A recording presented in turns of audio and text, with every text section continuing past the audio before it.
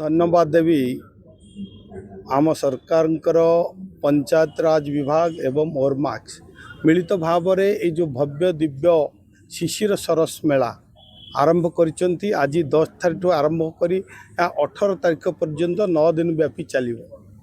Are मुख्य उद्देश्य होची ग्रामांचल विभिन्न हस्तशिल्परू नहीं विभिन्न कारुकार्य एवं खाइबा गाँव जो से सुस्वादु पदार्थ व्यंजन आज ये 400 रु ऊर्ध्व स्टल ये करा जाइछि। तेणु मु निश्चित भाव में अनुरोध करी भुवनेश्वरवासी एवं समस्त लोक आसतु देखु बुलंतु गाँव से कथा को पुणी मन पकातु। तेणु आर मुख्य उद्देश्य होची ग्रामांचल लोक मानकर अर्थनैतिक समृद्धि तांकर अर्थनीति विकास एवं जो माने यही सब व्यवसाय करुचंती। आज ओडिशा बाहर मध्य 20 राज्य आसी विभिन्न जो महिला स्वयंसहायक गोष्ठी आसी विभिन्न कारीगर माने आछंती। तांका भितर भाव विनिमय एवं तांका भितर थिबा ज्ञान कौशलर मध्य आदान प्रदान हबो, जहाँकि आगो को आउरी सूक्ष्म पदार्थ सूक्ष्म कारीगरी करिवारे सहयोग करिवो।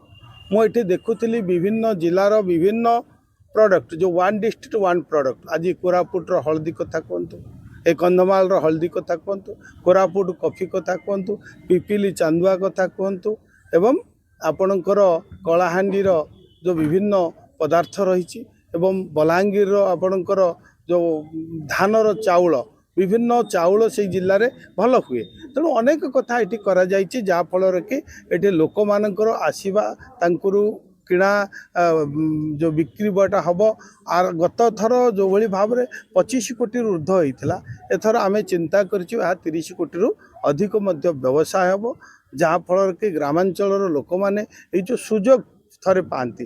आज आम सरकार को मुझे धन्यवाद देवी प्रिय मुख्यमंत्री को प्रिय प्रधानमंत्री को विभिन्न जगार ये जो मेला एवं पर्व स्वावलंबी भारत माध्यम जिला राज्यर विभिन्न जगार मेला जानी यात्रा आज ओरमाक्स जो भली भाव में तार स्टल करी महिला मान को सुजोग दौची। निश्चित भाव में महिला मान को आगक जावाई समाजर मुख्य स्रोत में सामिल होगापाई जो सुभद्रा योजना ठू आरंभ करी लक्षपति दीदी बनवारे यही विभाग मध्य अनेक आज काम करुच्चे।